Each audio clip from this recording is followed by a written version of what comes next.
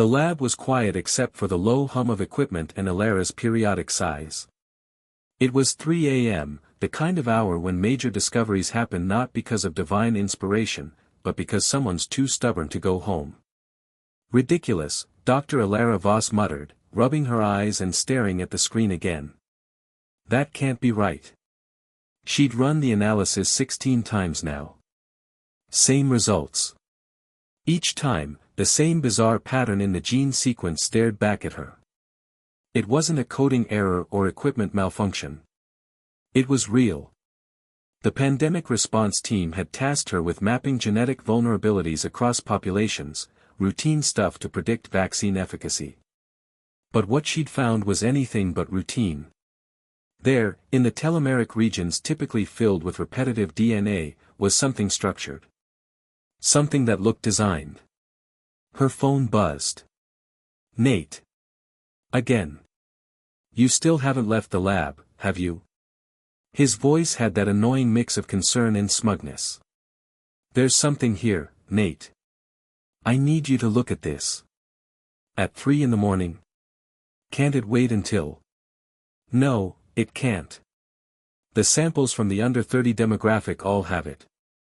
Every single one. A beat of silence. Have what? A sequence that doesn't belong. It's like someone left a signature in our DNA. 20 minutes later, Nate Reeves, with his perpetually rumpled lab coat and eyes sharp despite the hour, was peering over her shoulder.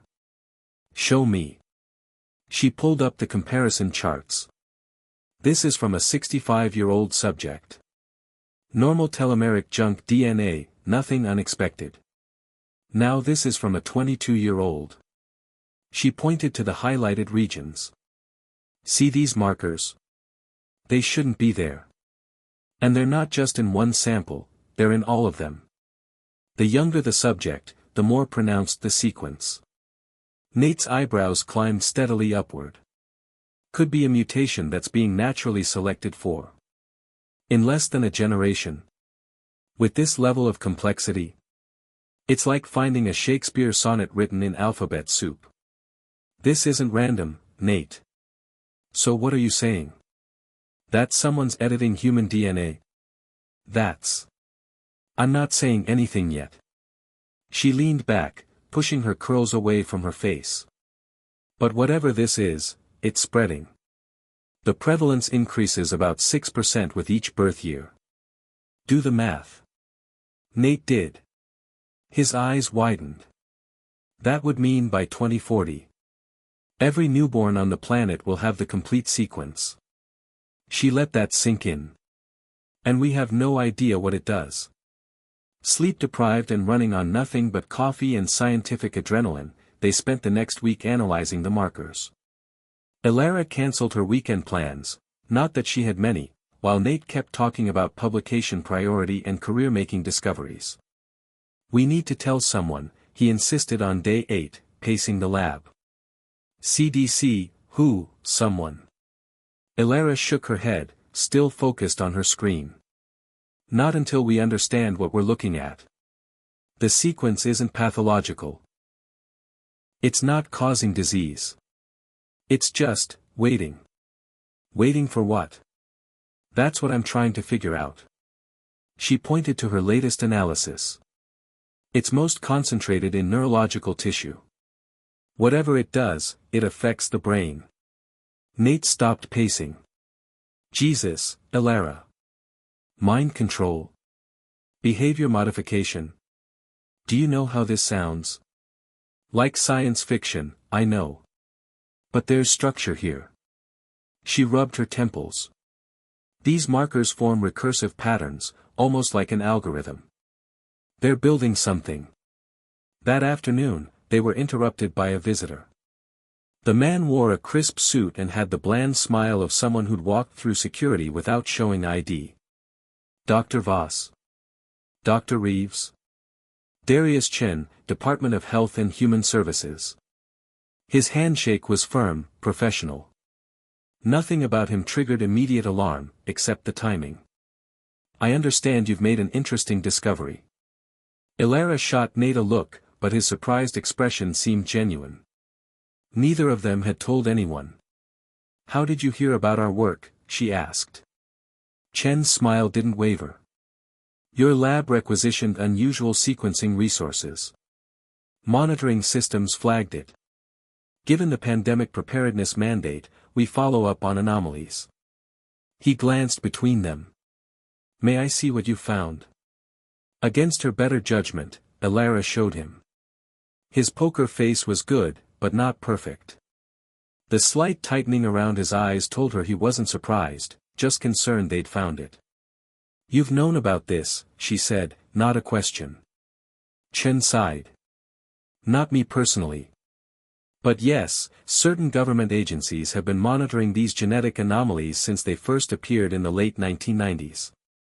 And you didn't think this was worth sharing with the scientific community? Nate's voice rose sharply. Dr. Reeves, imagine the panic if people learned their children carry unknown genetic markers that appear to be intelligently designed. The conspiracy theories alone would be catastrophic. Elara crossed her arms.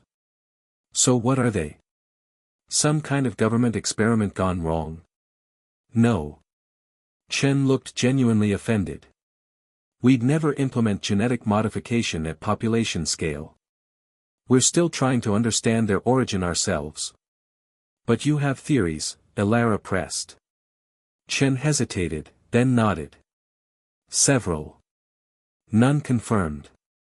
He set his briefcase on the table and removed a folder. I'm authorized to brief you, given how far you've gotten independently. But first, I need your signature on these non-disclosure agreements. Nate scoffed. You want to classify a human genetic trait? Good luck with that. The trait isn't classified, Dr. Reeves. The implications are. Chen's expression hardened. This isn't a negotiation. You've stumbled into national security territory. Elara weighed her options. Sign and learn more, or refuse and potentially lose access to her own research. I want continued access to all data and findings. That can be arranged. They signed. Chen pulled out a tablet and brought up images that made Elara's breath catch. The same sequence they'd found, but fully expressed in brain tissue samples. These are from a 14-year-old subject who died in an accident 3 years ago, Chen explained. The markers had partially activated in her parietal lobe. We've documented 17 similar cases worldwide. Activated? What does that mean? Nate asked. The sequences aren't just passive code, they're designed to trigger under specific conditions. We believe they're building neural architecture that doesn't exist in typical human brains. Elara felt cold. You're saying these kids are evolving? That their brains are, what? Upgrading? Not evolving, Chen corrected. Being activated.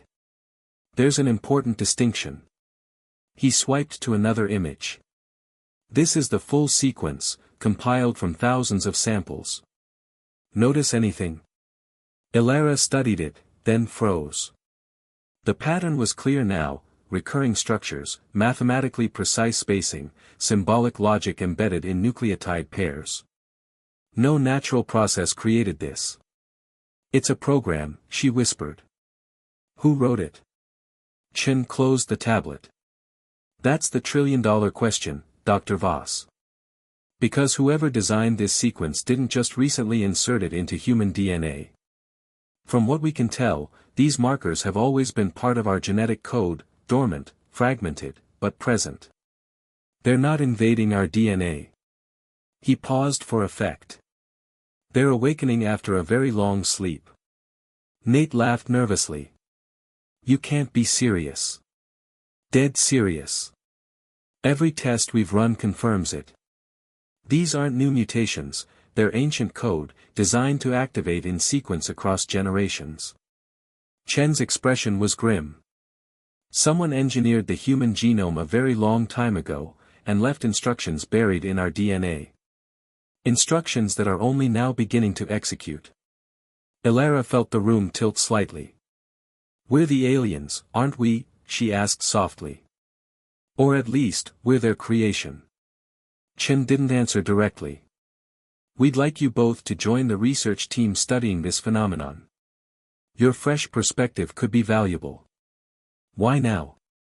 Elara asked. Why are the sequences activating now, after all this time? That, Chen said, gathering his materials, is exactly what we need your help to figure out. He handed them each a card with only a phone number. Call this when you're ready to see more. You have 24 hours to decide. After he left, Elara and Nate sat in stunned silence. Well, Nate finally said, beats working on vaccine efficacy reports. Elara didn't smile. She was already mentally reviewing the data, seeing patterns she'd missed before. Nate, what if the pandemic itself was the trigger? A specific viral protein interacting with these dormant sequences? You think COVID woke up alien DNA? He sounded skeptical, but his expression showed he was considering it. I think something did. She pulled up her own genetic profile, run on a whim when the patterns first emerged. There it was, in her own DNA. The markers. More of them than should be there, given her age. Her hands trembled slightly as she closed the file. Whatever was awakening in human DNA, she carried more of it than most. And something told her that Chen already knew this about her. The real question was, what would happen when the program finished executing? Project Genesis resembled a tech startup gone military, gleaming surfaces and excessive security protocols. Elara had called Chen's number the next morning. Nate waited 3 days before caving. 24 years studying alien DNA, and you've got nothing but theories? Nate quipped as Chen led them through security. Progress that doesn't make for reassuring press releases, Chen replied coolly. The main lab dwarfed their university facility. Dozens of researchers worked at stations showing genetic maps and brain scans. At the center stood a holographic projection of their discovered sequence, vastly more detailed. My God, Elara whispered. It's beautiful. Dr. Amara Okafor, the silver-haired project director, approached. Most people don't see the beauty first. Interesting. After introductions, Okafor briefed them in a conference room. The markers first appeared in children born after 1990. Their complexity increases with each generation. Environmental triggers, possibly including recent viral outbreaks, have accelerated the activation schedule. Schedule, Elara repeated. You're certain this was planned? Beyond reasonable doubt. Okafor displayed an animation showing sequential activation across generations. This is not random mutation. This is a program executing in precise stages. Who wrote it? Little green men? Nate asked. Our hypothesis is that Earth was seeded approximately 200,000 years ago by an advanced civilization. They didn't just leave this code, they built us as carriers for it. The room fell silent. You're saying humans are a genetically modified species created by aliens? Elara asked. More like a purpose-built biological platform, Chen replied. We were designed to evolve naturally to a certain point, then activate dormant capabilities when specific conditions were met. What conditions? Nate demanded. Population density. Technological advancement. Global connectivity. Okafor swiped through data points. All the things we've achieved in the last century. These activations, they're creating new neural pathways, Elara observed, studying brain scans. Changing how human brains process information. Yes. Building interfaces for perceptual abilities beyond our evolutionary needs, Okafor confirmed. Hardware installing for software that hasn't arrived yet. For what purpose? Elara asked. Communication, Chen answered. The changes concentrate in areas associated with language processing, pattern recognition, and sensory integration. With whom? Nate's voice had lost its skeptical edge. Our creators, presumably, Okafor replied. Or whatever they've become. 3 weeks later, Elara was fascinated by what she'd discovered. The genetic program wasn't just awakening, it was adapting, testing, learning. We're not just passive carriers, she told Nate over late-night pizza. The program interacts with our experiences. Each activation changes based on the brain it's in. You sound like you admire it, Nate observed. I do. It's elegant. She gestured to her screen. The most sophisticated bioengineering I've ever seen. An alert interrupted them, another activation event detected in a teenage girl in Oregon. Chen joined them, looking grim. The fourth case this month. The tempo is accelerating. These patterns are more organized than previous cases, Elara noted. The connections are forming specific architectures. Nate frowned. Shouldn't we be trying to stop it? What if this is some kind of takeover? How? Chen asked. Genetically modify every human on Earth. The markers are now part of who we are. Besides, Elara added quietly, I'm not convinced it's hostile. Both men turned to her. If an advanced civilization wanted to conquer Earth, why create humans? Why wait hundreds of thousands of years? There are simpler ways to take a planet. Unless they don't want the planet, Chen suggested. Maybe they want us. Exactly. What if this isn't an invasion? What if it's reverse colonization? They send their genetic heritage to promising worlds, let it evolve naturally, then activate when the species reaches sufficient advancement. You're saying we're their descendants? Nate looked skeptical. Their legacy. A way to spread their civilization without physical travel.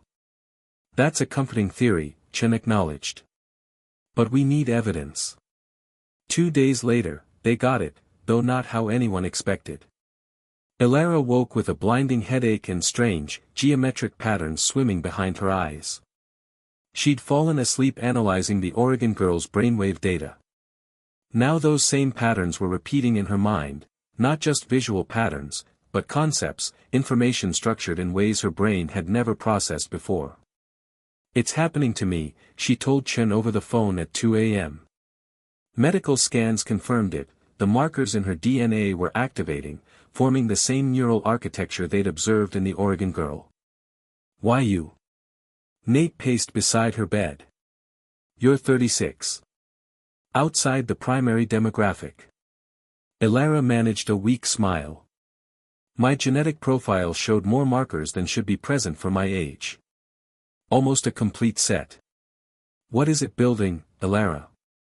Chen asked softly. She closed her eyes, interpreting the information flooding her consciousness.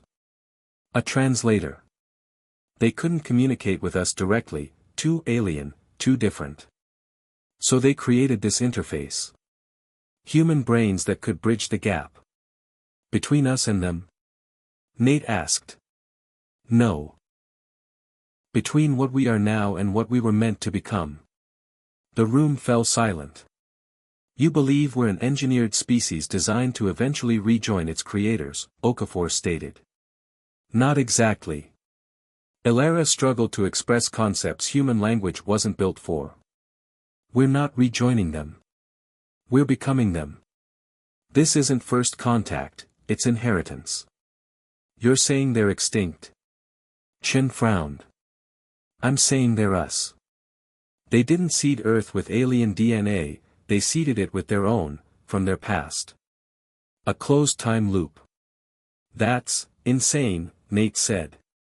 Is it? We've always wondered why we haven't found evidence of alien civilizations. Maybe advanced intelligence inevitably reaches back through time, seeding its own origins. As the activation accelerated, Elara experienced increasingly vivid perceptual changes. She could see patterns in everything, air currents, subtle facial expressions, the mathematical structure of reality itself. When the final cascade began, the team watched in silence as her brainwave patterns reorganized. Elara? Nate's voice seemed distant. Can you hear me? Yes. I'm still here. Just, more. What do you see? Chen asked urgently. Everything. I see how it all connects. She explained her revelation. The civilization that engineered humanity hadn't come from another star, they'd come from Earth's future.